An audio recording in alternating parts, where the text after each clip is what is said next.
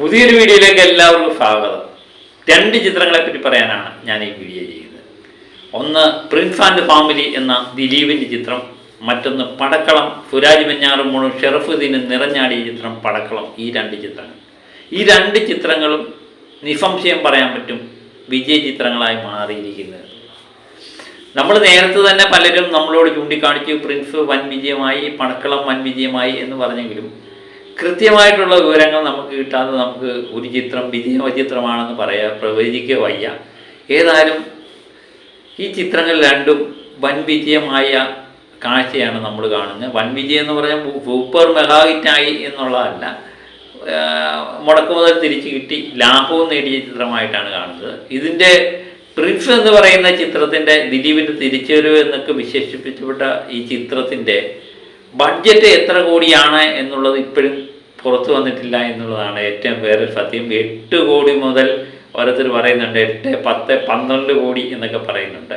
എന്നാലും 12 കോടിയാണെങ്കിലും ഈ ചിത്രം ഒരു വിജയ ചിത്രമായി മാറി എന്ന് തന്നെയാണ് നമുക്ക് മനസ്സിലാകുന്നത്. ഏതായാലും അടുത്ത മാസമല്ല, ഈ മാസം തന്നെ എത്തുമെന്ന് തോന്നുന്നു.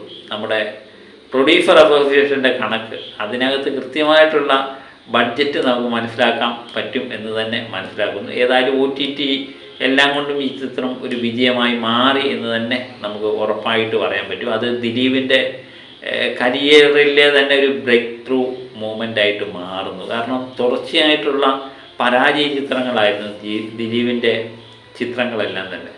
അതിൽ നിന്നൊരു മോചനമാണ് ദിലീപിന് ഈ ചിത്രം സമ്മാനിച്ചിരിക്കുന്നത്. ഞാൻ ഉൾപ്പെടെയുള്ള റിവ്യൂവർമാർക്ക് ഒരു മികച്ച മറുപടി കൂടി ഈ ചിത്രം നൽകി എന്നുള്ളതാണ്.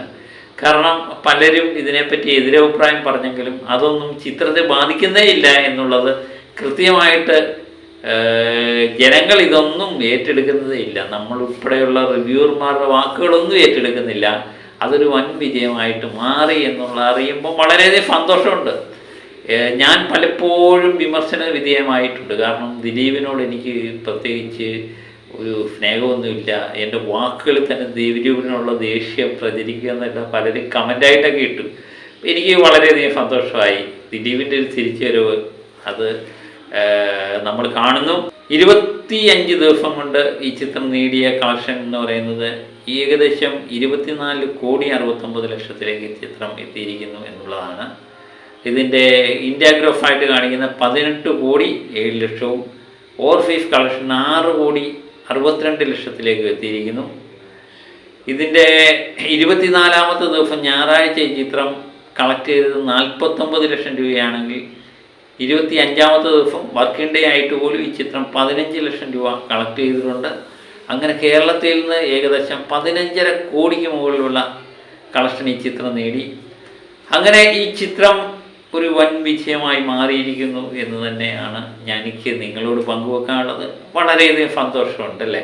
നമ്മൾ മോശം റിവ്യൂ പറഞ്ഞാലും ആ ചിത്രവും ജനങ്ങൾ ഏറ്റെടുത്തതിൽ വളരെയധികം സന്തോഷം. അപ്പം മറ്റൊരു ചിത്രമാണ് പടക്കളം എന്ന ചിത്രം. ഇതൊരു പൊരുതി നേടിയ വിജയമാണ്. കാരണം ഇത്രയും ചിത്രങ്ങളുമായിട്ട് ഫൈറ്റ് ചെയ്ത് നേടിയൊരു വിജയം തന്നെയാണ് പടക്കളം എന്ന ചിത്രത്തിൻ്റെ. സുരാജ് വെഞ്ഞാറമൂടും ഷറഫുദ്ദീനും കുറച്ച് യുവ താരങ്ങളും നിറഞ്ഞാടിയ ചിത്രം, പൊട്ടിച്ചിരിയുടെ മാലപ്പടക്കം തീർത്ത ചിത്രം. ഈ കാര്യത്തിൽ എൻ്റെ റിവ്യൂ തെറ്റിട്ടില്ല. ഞാൻ ഈ ചിത്രം വിജയിക്കുമെന്ന് തന്നെയാണ് പറഞ്ഞത്. അതുകൊണ്ട് ടൈപ്പാണ്. പ്രിൻസിനെ പറ്റി ഞാൻ മോശം അഭിപ്രായം പറഞ്ഞെങ്കിൽ പടക്കളത്തെപ്പറ്റി ഞാൻ നല്ല അഭിപ്രായമാണ് പറഞ്ഞത്.